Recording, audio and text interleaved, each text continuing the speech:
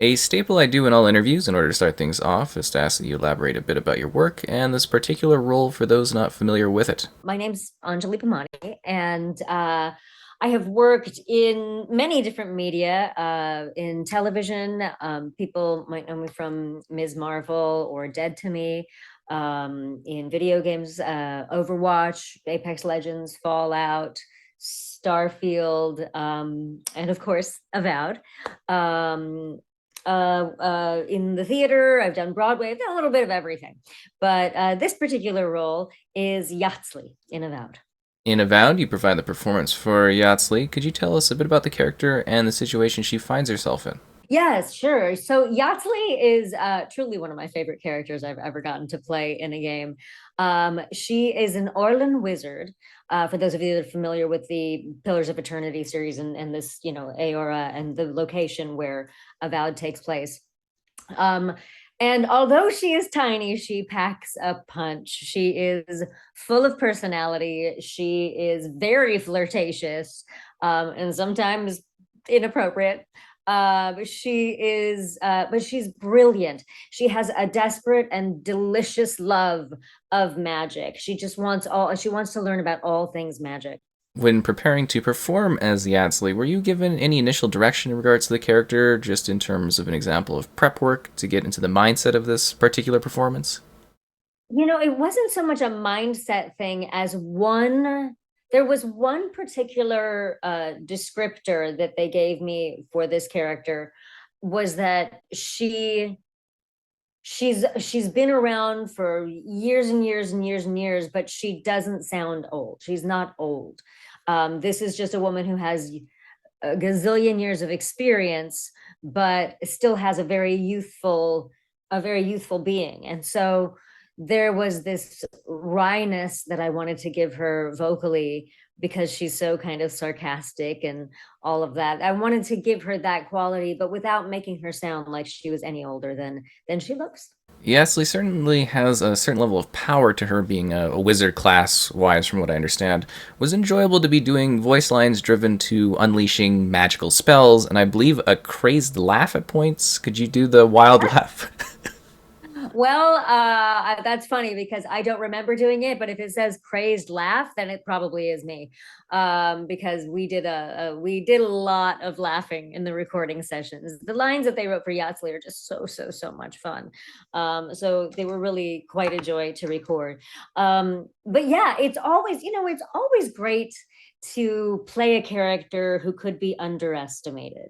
I mean, she's tiny. She looks almost like a humanoid cat. She's a tiny little gal, but then being able to voice those lines that pack such a punch that go along with these incredible spells and her magic that she uses that is very powerful in game. Like I love playing that dichotomy.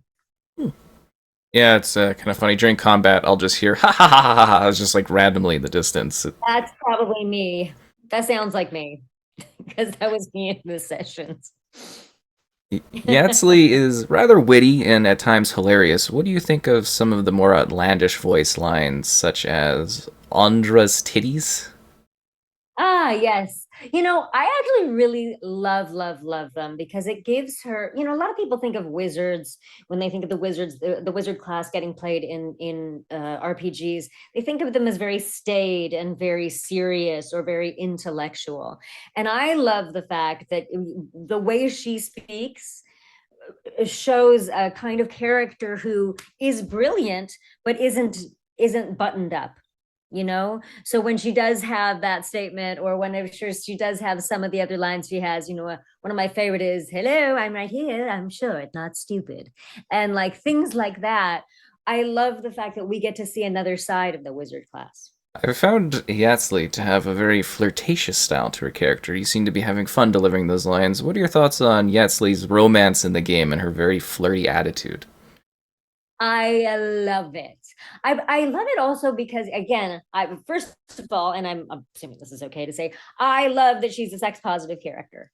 I love that we are not we are she has come to this world knowing she wants to enjoy herself. And I love that aspect. Again, you don't really see that in wizard characters a lot. I really, really love that. And I think it's fun. I think she's, half the time I think she's flirting not just to flirt, but to get a rise out of the player character or one of the other characters. So that makes it even more fun. Because she's a little chaos agent here and there. And I don't usually get to play the chaos agents, so I'm very, very pleased with it. Yeah, so wizards, when I think of them in games, it's traditionally like an old guy with a big beard and a I think of staff. Gandalf the Grey, Gandalf, right? yeah. Like he is the prototype. And I know that we've come a long way since then and we have other characters, but it does always feel like they're considered very bookish and intellectual, and you can't possibly be intellectual and fun. Well, she is. And I love that about her. Yeah, she's a very, very fun character. And I accidentally forgot. She's adorable. I forgot to bring back your character's vase. Hopefully, you can forgive me. I, Sure. Go ahead. I even grabbed it and everything, and then your character was like, everyone in the round table was basically going, "You did a lot for me," and then your character was like, "Well, you could have done more for me." Yeah. But you know what's so cool about that?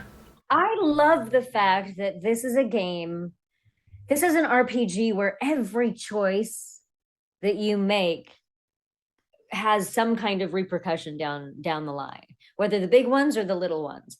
And so playing through this multiple times is something that you absolutely can do and still play a completely different game as every time. So maybe next time you get the vase, and then maybe you get a completely different experience with the Yatzli. See, the funny thing is, I did grab the vase. I just forgot to bring it to you. Oh, I see. Well, it's somewhere in game there. You can go back and get Ugh. it.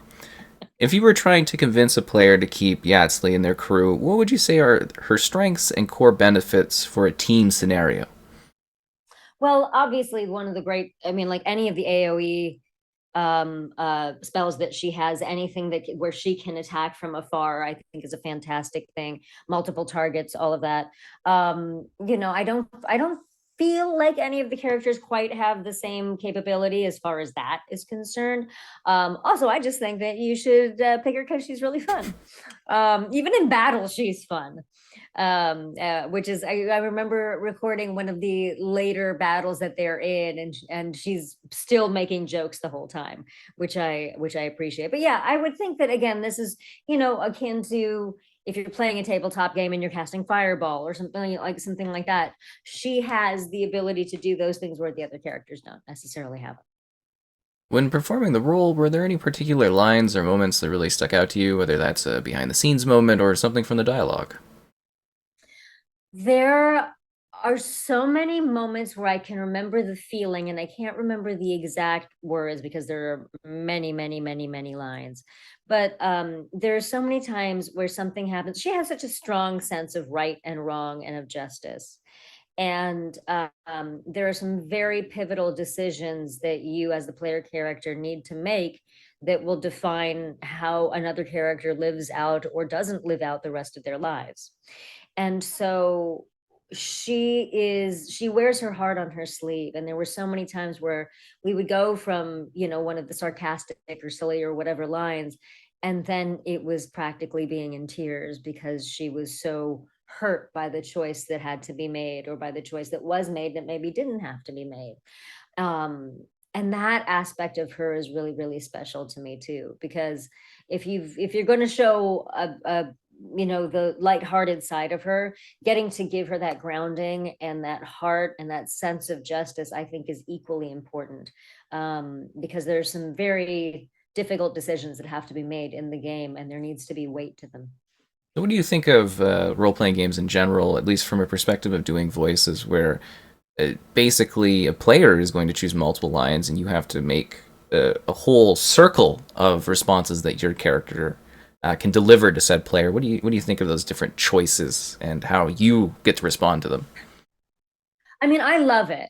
I love, again, you get to, if I was doing a play or if I was doing a movie or a television show or whatever, the storyline is linear. There's only one way that I get to respond to what the person opposite me does. It's with the next line or the next action, or, obviously there's a little bit of variation here and there, but it's set. So you only get to see that one journey that a character gets to make as far as learning who this character is through time, right? When we're doing RPGs and we have all of these options to show different sides of a character, and they're all baked into the same game, and it's up to you, the player, to find out which one you are going to learn about because of your choices, I think that is a really, really wonderful thing. And as an actor, it's delicious because it just means you get to get more deeper into your character. You get to tell more of the story. You get to tell more of the story of the living lands in this one, which is, the story is so broad and so full in this game, and having all of these opportunities to show different paths you can be on, I think it's fantastic. Certainly never going to get bored. What's it like to see your voice attached to a game character?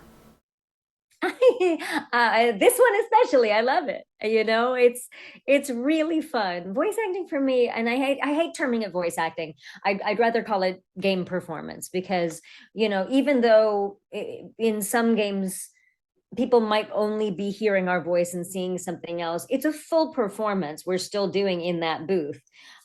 There's a breadth to that performance that really matters. But I just love the collaborative nature of it when you're coming in before the character has been fully formed, and knowing that what the designers bring to you and what you bring to the designers is going to come together and create this new thing, this new character.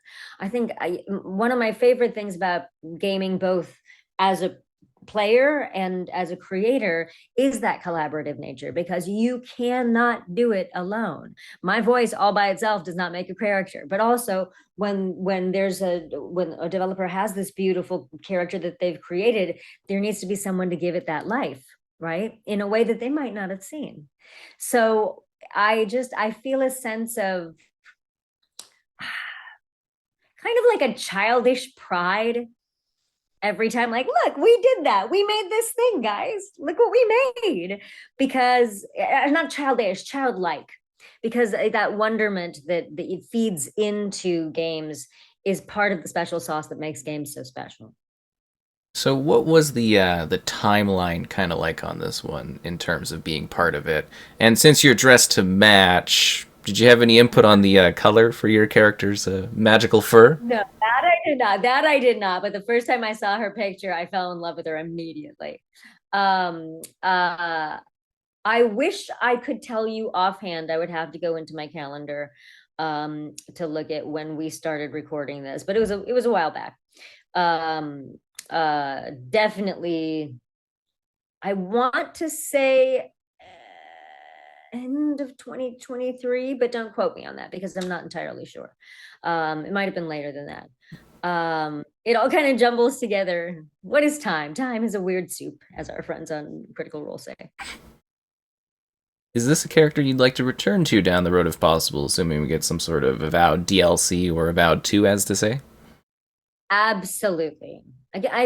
Despite the fact that this game has so many opportunities for you to learn about her, I think there's always more to explore in every character. And the more NPCs you bring in that the player gets to react to and the player gets to play with, I think the fuller the experience is for them. So I would love it. I would absolutely love it. You've previously voiced some shooter-like roles, such as with Symmetra from Overwatch or Rampart from Apex Legends. What's the process like performing a role for the voice of a character in a hero shooter versus a more traditional dialogue-driven role-playing game like with Yatzli and Avowed? Yeah. There are things that are similar and then things that are different. The sessions themselves are structured almost exactly the same more often than not. When it's something like this where lines are triggered by other lines, and we don't have necessarily any cut scenes that are fully performed scenes with other actors, right? So you'll go into the booth and you will have pages and pages and pages of lines, and you'll be there with the engineer, and you'll be there with the director, and you'll be there with some of the writers, and they will give you context for what's happening and how this is happening and what maybe her state of mind might be, or the character's state of mind might be. The same thing goes for shooters. It just doesn't always have the level of it doesn't always have the level of depth to every line, because you're reacting to, okay, this person's shooting at you, okay, this person's on the payload, okay, this, you're reacting to plot points, you're reacting to things that are happening. And while there are some of the lines in Overwatch, for example, that are a little bit more fun and triggered by other characters' lines. In my experience, at least, the shooter games just have a little bit less. You have a shorter time to convey the depth of the line and the depth of the story behind the line. Whereas in these scenes, it ultimately does come, it ultimately is a dialogue. It's just that you have to record all of the lines of dialogue as if, okay, now this line is going to come, this line triggered this line, okay, this line triggered this line, now it triggered this, okay, let's go to the next part of the conversation. And so I think that's really the main difference in my experience. So, from a background context, how does it really work in comparison to doing something like shooter long term roles versus like a one off RPG? Is it sort of like you keep coming in for shooter kind of roles like that, or Yeah, usually they'll, when there are either new characters brought into a game or maybe a new event, they'll bring us in to do new lines for that. Same thing with Apex Legends, they're constantly reinventing and constantly creating new events for the players to play. So yeah, you just keep coming in for separate, you just keep ongoing coming in for sessions. Whereas for something like this, you're coming in for many, many, many sessions, but once the game is out, the game is out. and another, I guess, more behind the scenes type question for you. So, what are your thoughts on doing, say, voice acting versus motion versus on the stage traditional, acting? I think that all of them, to me, I describe it all as branches of the same tree, because the tree is storytelling. And the difference with each branch is just the medium and the physical resources that you are using to create those stories. So I love, I think motion performance capture is probably the closest thing we have to a medium that combines all the others, because you are being essentially filmed and recorded from all over your body, but you are enacting the scenes as if you were on stage or on a film set.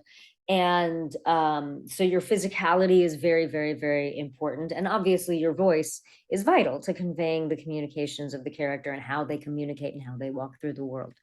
So I think they all feed each other. I know I wouldn't have been as successful in game performance had I not, or in voiceover, had I not had vocal training when I was in college, and had I not studied theater.